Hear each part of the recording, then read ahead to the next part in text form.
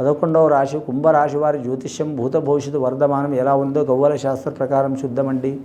ఈ గవ్వల శాస్త్రాన్ని చింతామణి శాస్త్రం అంటారు, ఒకటో ప్రశ్న శాస్త్రం అంటారు.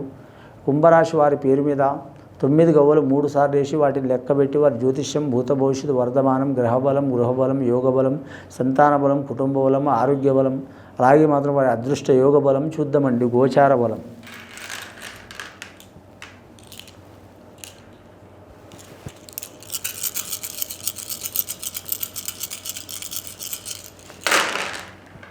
కుంభరాశి వారి జాతకంలో 3 గవ్వలు పడ్డాయండి. రాజయోగం గవ్వలు పడ్డాయి వారికి, గురు మహర్దశి గవ్వలు పడ్డాయి, శని మహర్దశి జాతకం వారిది, రాహు మహర్దశి జాతకం వారిది. 3 గవ్వలు పడ్డాయి గురు మహర్దశ.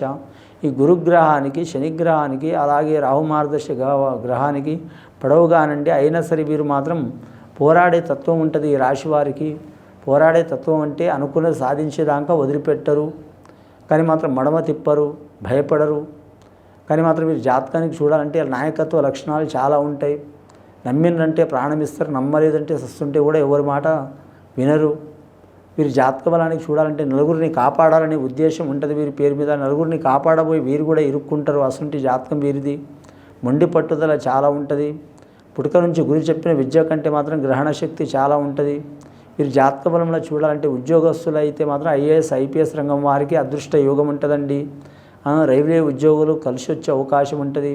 అలాగే మాత్రం వీరు జ్యోతిష బలంలో చూడాలంటే మాత్రం వైద్య రంగానికి సంబంధించిన వారికి వైద్య రంగానికి, విద్య రంగానికి సంబంధించిన వారికి కలిసి వచ్చే అవకాశాలు ఉన్నాయండి. రెవెన్యూ రంగం వారికి ఇబ్బందులు తప్పవు, జిహెచ్ఎంసీ రంగం వారికి ఇబ్బందులు తప్పవు.